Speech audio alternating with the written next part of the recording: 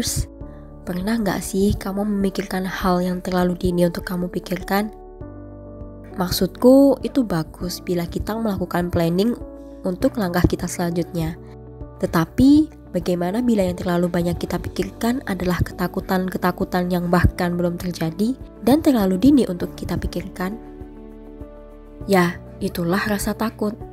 Sejujurnya, hampir setiap malam sebelum tidur, aku meluangkan waktu untuk takut. Ketakutannya seperti apa? Ya, hampir setiap malam aku memikirkan segala skenario-skenario buruk. Jika aku nanti menikah, mungkin aku nanti akan begini. Jika nanti aku begini, nanti kayaknya bakal begitu deh. Kalau istilah kerennya sih, aku sering meluangkan waktu untuk overthinking. Apakah kamu begitu juga? Namun, semakin aku sering mempelajari tentang self-development, aku menyimpulkan bahwa ketakutan yang tidak berdasar, ketakutan yang terjadi bahkan sebelum kita memulai sesuatu adalah hal yang kurang tepat. Ketakutan itu hanyalah ada dalam pikiran dan imajinasi kita saja. Misalnya nih, kamu belum mencoba sendiri yang namanya pernikahan. Namun, karena banyak faktor seperti cerita di internet, teman, atau bahkan keluarga sendiri, kamu sudah membayangkan tragedi besar yang akan terjadi. Kamu jadi takut duluan. Akhirnya, kamu jadi enggan dan terlalu takut untuk melakukannya.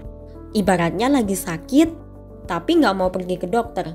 Nggak mau memeriksakan apa kiranya yang salah. Lah, bagaimana mau sembuh? Kalau dipikir-pikir, kita jadi nggak gerak-gerak dong ya. Jadi stagnan alias jalan di tempat.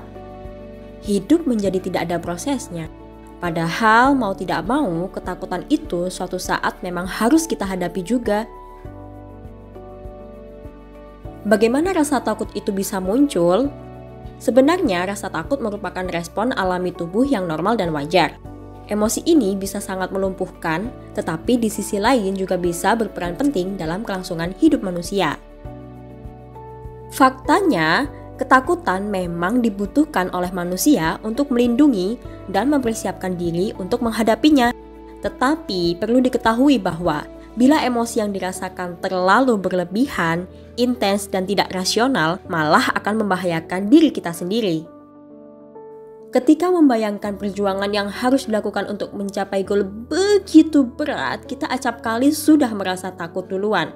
Kalau saja rasa takut itu bisa memantik semangat kita untuk berjuang, artinya itu bagus. Tetapi seringkali ketika kita membayangkan hal-hal yang menyeramkan, muncul rasa takut yang terlalu intens dan hal itulah yang membuat langkah kita surut. Padahal sebenarnya kita hanya perlu keberanian untuk memulainya saja. Well, tidak dapat dipungkiri, secara naluriah kita mengukur diri kita sendiri dengan berpatokan dengan orang lain. Padahal, setiap individu itu berbeda, guys. Betul, kita menjalani kehidupan yang sama, tetapi proses kita tentulah berbeda. Kalau dipikir, bila hal tersebut belum tentu akan terjadi, kenapa sih kita harus pusing-pusing memikirkannya? Ketakutan itu hanya dalam kepala dan pikiran kita saja. Planning memang perlu, tetapi jangan terlalu takut untuk melangkah hanya karena takut tragedi akan menimpa. Lalu, bagaimana caranya untuk mengeliminasi rasa takut tersebut? Yang pertama, jangan menuntut atau menunggu kesempurnaan. Daripada menunggu kesempurnaan, lebih baik kita melangkah dan melakukan segala sesuatu sesempurna dan sebaik yang bisa kita lakukan. Misal pun nantinya kita mengalami kejatuhan atau kegagalan atau apapun yang tidak sesuai dengan ekspektasi kita, masalah tersebut, rasa sakit apapun bentuknya memang tidak bisa kita hindarkan. Namun ingat, kita harus bisa memutuskan apa maknanya bagi kehidupan kita. Yang kedua, berhenti membandingkan dirimu dengan orang lain. Ingat, proses setiap orang tidaklah sama. Karena itulah akan selalu ada orang yang lebih baik atau lebih besar daripada kita, bagaimanapun kita mengejarnya. Yang ketiga, temui orang-orang yang mendukungmu. Berada pada circle yang tepat bisa menjadi cara untuk menghadapi keraguan-keraguan ini. Lingkaran pertemanan yang positif pasti akan membuat kita bertindak dan berpikir positif. Yang keempat, we are not a fortune teller. Percayalah, kita tidak bisa memperkirakan apa yang akan benar-benar terjadi di masa depan. Dalam menjalani semua perjuangan, yang paling penting adalah keberanian. Keberanian adalah kekuatan. Sukses bukanlah tujuan akhir, tapi sebuah perjalanan. Kita hanya perlu memulainya dan kesampingkan pikiran-pikiran menakutkan. Yang kelima, miliki motivasi dan mimpi yang besar. Memiliki semangat dan motivasi yang besar saja tidak cukup, karena dalam hidup pasti akan terjadi pasang naik dan surutnya motivasi. Namun, bila kita bisa menemukan mimpi dan tujuan hidup yang besar, maka kita tidak akan menyerah. Yang keenam, reframing to positive self-talk.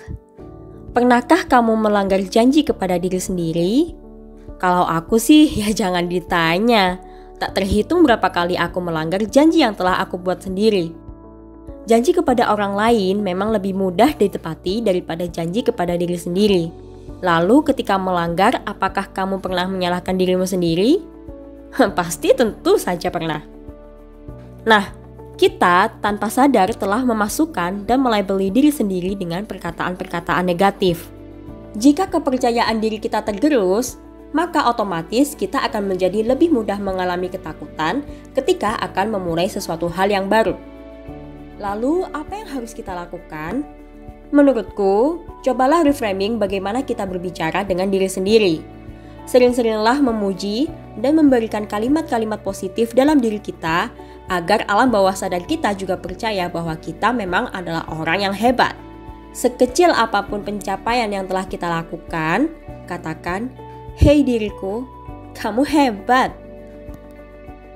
Pada akhirnya, pilihannya hanya lakukan atau jangan lakukan. Tidak ada yang namanya bagaimana jika. Know your purpose and be brave for it. Karena keberanian adalah kekuatan. Keberanian adalah aset yang berharga. Keberanian membuat sesuatu yang mustahil menjadi mungkin. Jadi, bagaimana? Sudah siapkah kamu untuk up for the challenge dengan mantap dan berani?